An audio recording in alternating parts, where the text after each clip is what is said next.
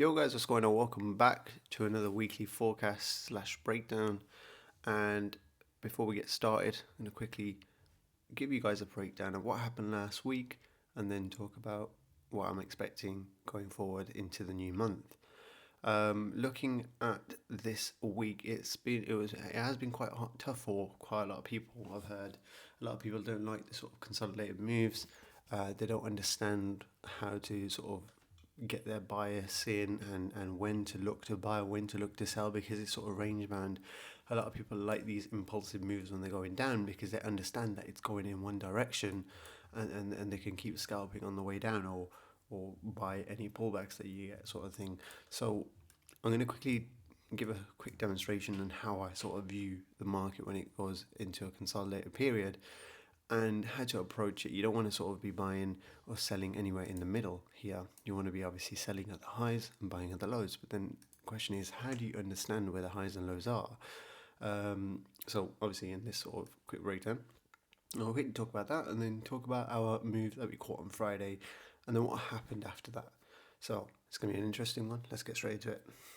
Right, so if we look at a Monday, so the week obviously started from around about here. So you can see from here to there, we have obviously a consolidated range of 4 days, and then we also had a total range of pips from the high to the low here, which was around about 400 pips. So we had a decent amount of pips to be able to catch, Whereas usually in these sort of moves when price is impulsing down, Wednesday and then you have Thursday here, that's around about 800 pips on an impulsive move down. So half the amount of pips, but there's still pips to be caught. So you can see that here from Monday, price obviously opened from around about here. So it's around about 23.45. And then price gradually climbed up on Tuesday. And then Wednesday, we were expecting price to reverse. Why? Because price hesitated and failed to break above, which is around about this area. And I was explaining to everyone that we could get a reversal from this move and price to head towards the previous low here, because again, we are in a bearish trend. We are still bearish, but as price is climbing up, it could still attack these prior lows again. Even though I am bullish, obviously on a higher time frame, being as we are now hitting a daily fair value gap, and this is what I was expecting last week, is price to be bullish.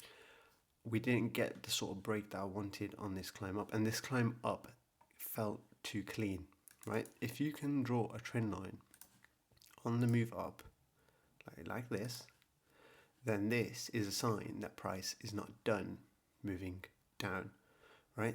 Because you'd want to see something, obviously, this is a bad example, but if you get clean price action consecutively over, this is Friday, then you have Monday, then you have Tuesday, you have Wednesday failing to break higher, this is a sign that when price breaks, it's likely going to collect this low, this low, this low, all these lows on its way down.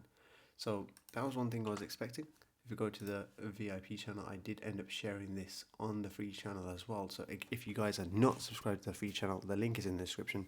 We've hit 2.5k. I released a sale on our VIP for 2.5k. So thank you so much for 2.5k subscribers.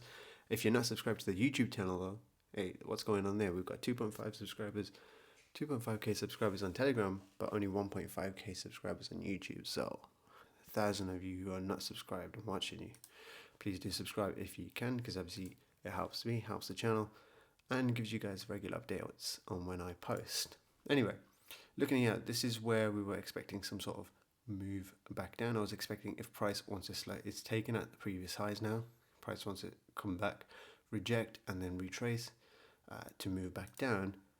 That's what I'm expecting. So if you go back to trading view here, we drop down to the 5 minute. You can see that after this is where I was making that screenshot. The arrows are here, so I was expecting price to move down, which it did. Retrace, which it did. Obviously, this zone is a bit too big for us. We had a 50 pip stop loss, and I was expecting price to have that momentum at 3 to continue down from here, but it didn't. It climbed up, tagged our 50 pip SL, which is around about there, took us out right here, and then obviously did climb down, consolidated for a bit, and then the next day, on Monday, price ended up breaking lower, and then you could have got a continuation at London session if you wish, to continue it lower. Yeah, SLs above the high, which we did, and we waited anyway.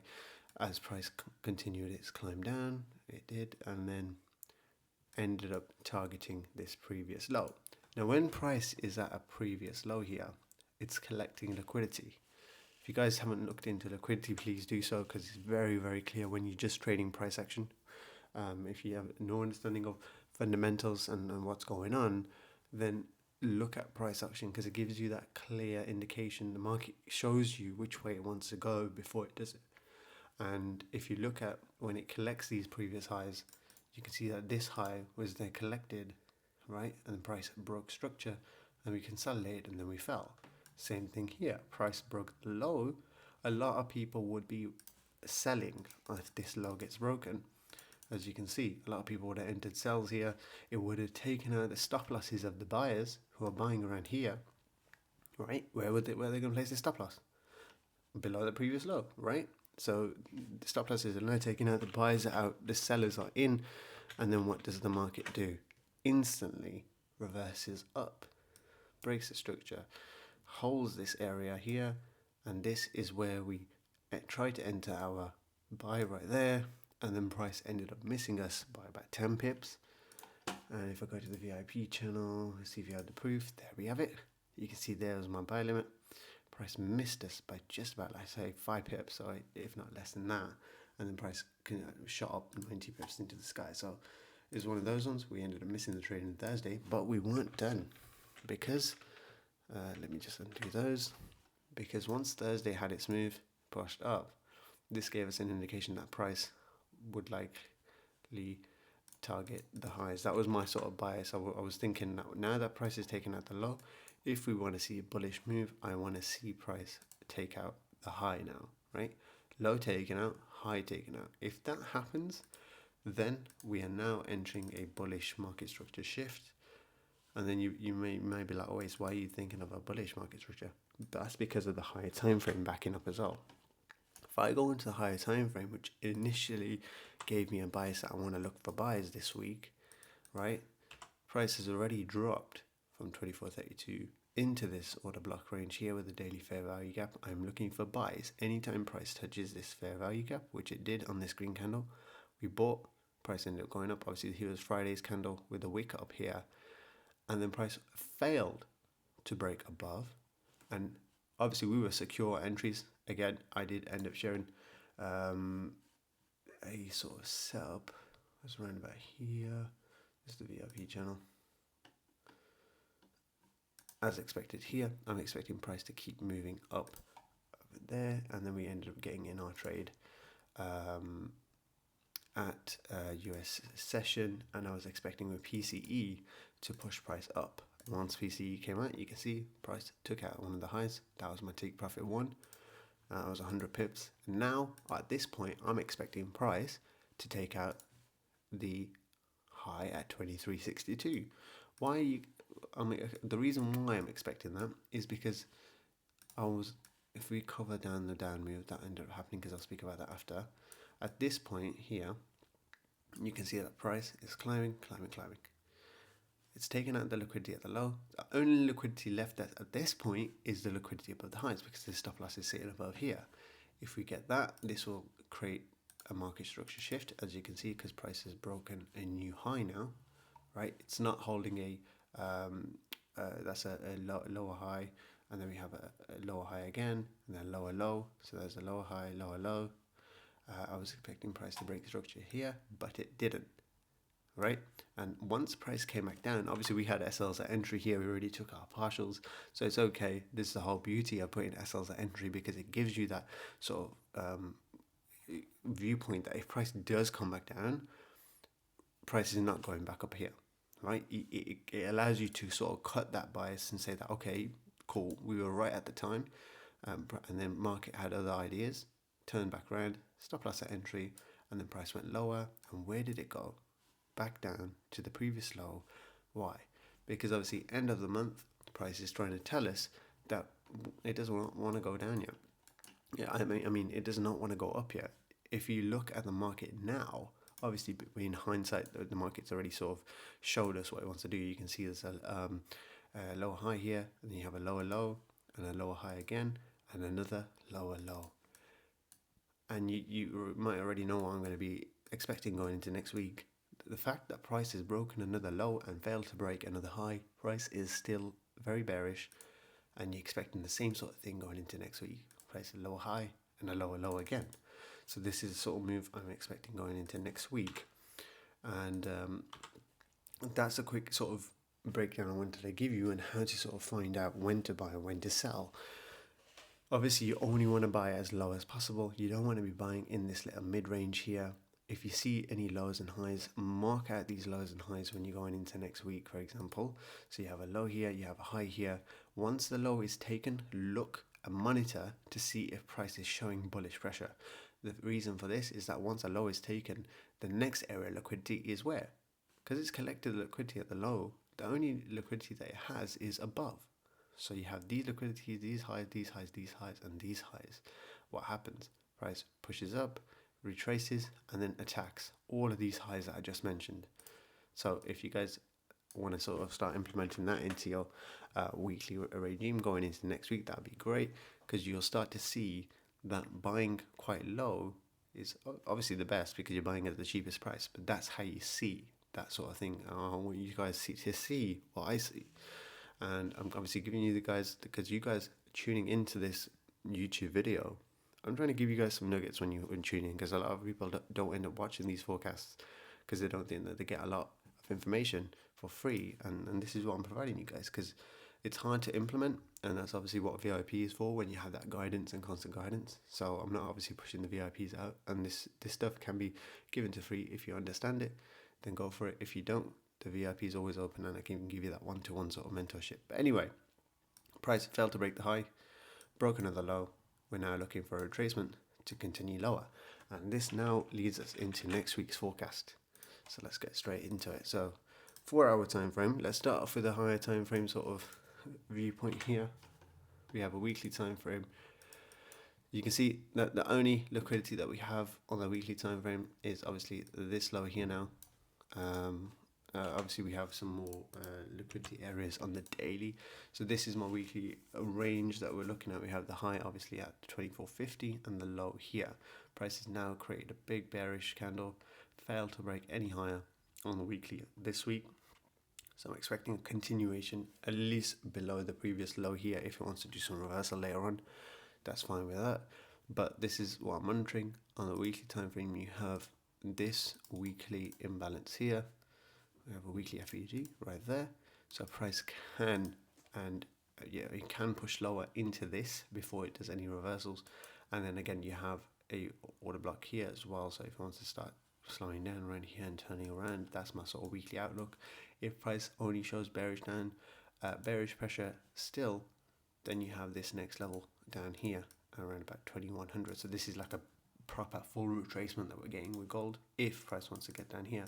As you can see, what would be happening is we have like a big push up, price ends up giving us a nice reversal, another push up, reversal, a retracement, sorry, a push up, retracement, a big push up. And now if we get a big retracement all the way back down, this could give us sort of a charge move to continue back up. Again, we take it step by step. We don't do too long term, because again, this is a weekly forecast. So I'd like to give you that price action that would happen in a week's time. Let me just remove this. So if we now look at the daily time frame, now that we have that, I'm just going to remove that because this is the closest weekly fair value gap that we have that I'm monitoring. Price has failed to break above this high. So we know that there's liquidity sitting above here. So I'm going to keep that line as buy side, because we have buy side liquidity for the buyers and buy stops that we have above here. Price failed to break that and broke a new low. The next low, if you look to the left, is this low here. So I'm going to mark that up right there, and this would be sell side. So that's the closest low that's untouched, basically, if that makes sense. Swing low, sorry. So you see that this wick here has been breached by this wick right there. Now the next wick to the left is this one. So now that we've got a daily time frame range that we're looking at the moment, here you can see that price pushed up, broke below this swing low, retraced into this sort of breaker block that we have, and now it's pushing lower. So this is the next target that I'll be watching on the daily. This daily fair value gap has now been filled, so it's now a balanced price range here. But once it was filled at this candle, you can see that if I drop to the 4-hour time frame, here was the daily fair value gap right at the bottom of this candle. Price filled, balanced price range. Buyers then got control again, pushed price back up, failed to break above the previous high, and then the sellers dumped the market straight after. Obviously, being Friday, profit taking could have happened, but again, price failed to break a high, which means that the sellers are not done. Broke the previous low. Now you can see that this low right here was the low, the swing low I marked on the daily time frame, right? It looks like we also have relatively equal lows as well, which is a bonus when targeting these lows, because when you have relatively equal lows, as you can see, you can tell that when you sort of got into trading, you know that the double tops and the double bottoms, whenever there's a double bottom, it's the best place to buy. Whenever there's a double top, best place to buy. This is sort of a entrapment over liquidity. Here's an example that if price creates a double bottom, that means that the support's strong, right? Well, usually this is liquidity creation by the market. Whenever you see this, you usually see price come back down, breach these lows first, and then make the main move to the upside. So it takes out these traders that are entering on double bottoms and double tops, and then it will make its main move. And again, the VIPs get loads of examples of that, so they understand that this is what happens when we view the gold market every other day. So anyway, going back into it, so you have relatively equal lows, sell side liquidity. We are now broken a lot. We have this 4-hour fair value gap that we have here. So I'm expecting some sort of retracement into this, but maybe we can refine this a bit more.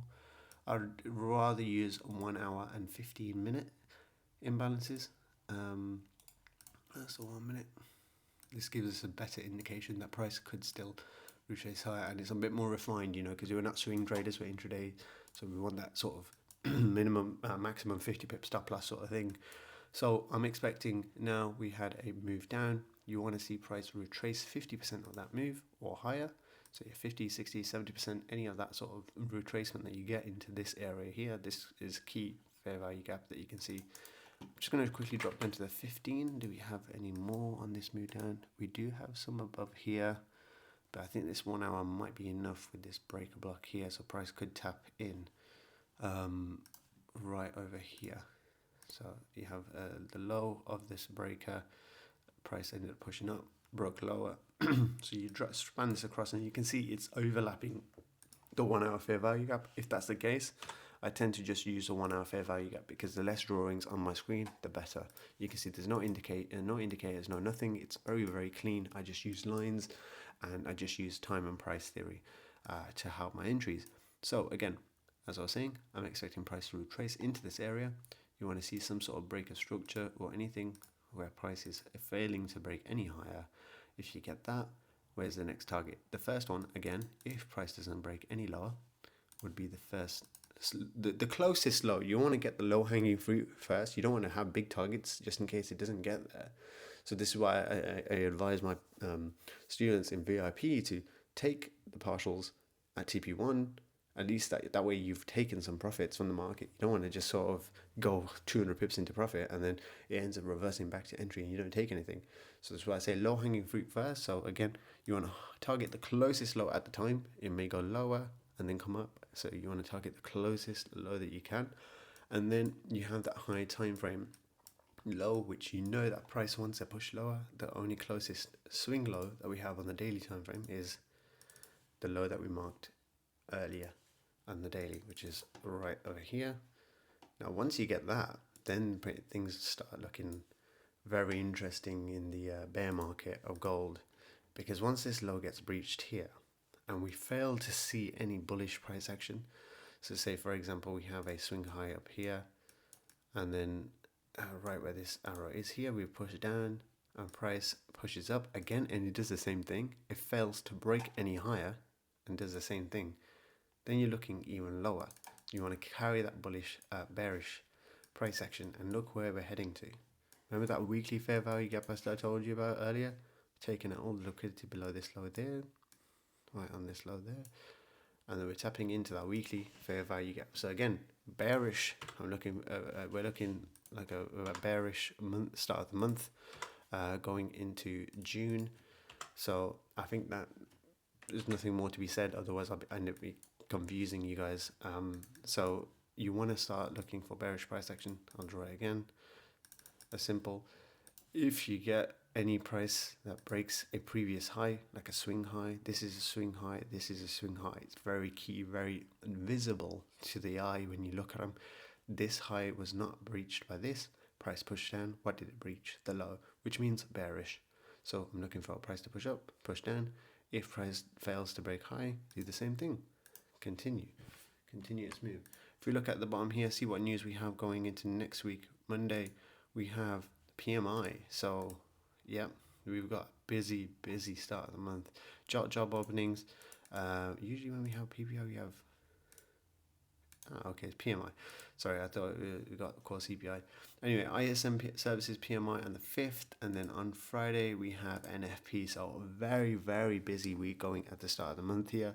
So we could see some very interesting trades, very interesting setups. So I'll be looking to trade on potentially Monday if we get set up, Tuesday, and then once you get to Wednesday, Thursday, this is a trade. This is a period where you don't want to be trading. Why? Because it's usually manipulation going into NFP. So at the start of the week, I'll look for trades. Have a break at the mid part of the week. Just monitor the market.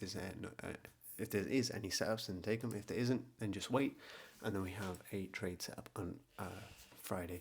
So again, if you guys want to get involved in these trade setups, a VIP link is in the description. We do have a sale today if you're watching today on Sunday, the 2nd of June. If not, unfortunately, you'll have to wait until I release the next discount. But again, VIP is still open if you're happy to jump in. We do have free links, free access through our partnered broker, Forex.